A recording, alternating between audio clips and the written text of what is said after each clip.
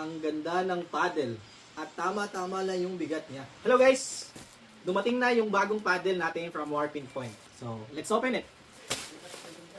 Look, ito yung box niya guys. Warping Point.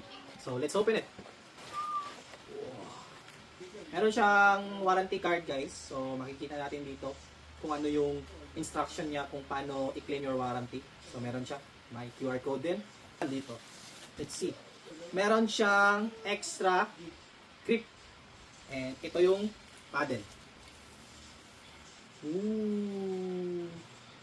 Tingnan nyo guys. Ang ganda ng paddle. At tama-tama lang yung bigat niya. Tapos kung titingnan natin na yung sa texture, magastang siya. Ito pala yung Keystone series na paddle ng Warping Point. Okay, 16mm na ito guys. 16mm. In carbon fiber. It's a carbon fiber. So, ang ganda ng design niya guys. Parang premium talaga. Parang mamahalin talaga na paddle. At yung bigat niya, tamang-tama lang. So, I think maganda gamitin to. So, anong hinihintay mo? Click on the yellow basket. Bili ka na nito.